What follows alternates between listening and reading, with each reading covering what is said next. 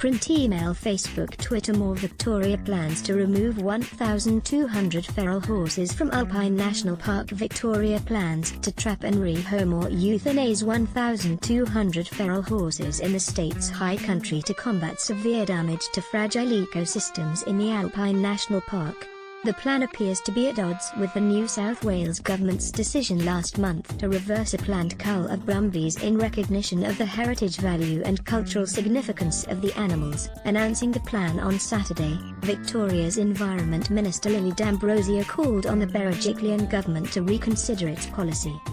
It's confounding that the New South Wales government has done an absolute U-turn on their policy to tackle feral horses in our most pristine national parks, Ms. D'Ambrosio said. We do call upon the New South Wales government to actually change their position, to go back to the science, Ms. D'Ambrosio said. The science backs the need for stronger controls of feral horses. Feral horses causing severe damage. The Victorian government estimates there are 2,500 feral horses in Victoria's Eastern Alps, and Ms. D'Ambrosio said they were causing severe damage to vulnerable ecosystems.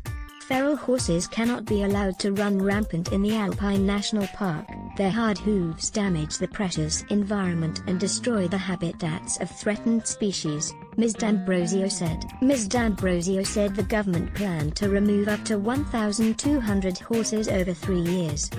The objective there is not to thoroughly eradicate every single horse, but to bring them back to manageable levels, she said. The government would seek to remove the entire population of between 60 and 100 feral horses from the Bogong High Plains. Animals to be removed humanely. Under the plan, horses would be captured using passive trapping, a method which involves luring animals into a fenced area using feed such as lucerne, salt or molasses. Where possible, animals would be rehomed, and those that are ill, injured or aged would be euthanized.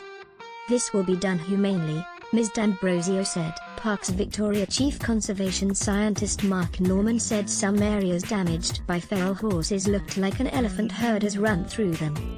The horses break up the water bodies, they eat the vegetation, and they stomp out the habitats of many of the small, unique creatures that only occur in these special places. Dr. Norman said, Australia's Alps and the Victorian Alpine National Park are a really special part of the world, he said. They're as unique as the Great Barrier Reef or the Amazon rainforest, and the plants and animals that live there are found nowhere else in the world. Horses evolved in another part of the world, and our system is not adapted for these half-ton heavy-hoofed animals to live in these environments. It's not that horses aren't great animals, they're just not in the right place, in the same way you wouldn't let them into your vegetable patch. New South Wales plays down differences. New South Wales Deputy Premier John Barilaro said there was little difference between the Victorian and New South Wales plans.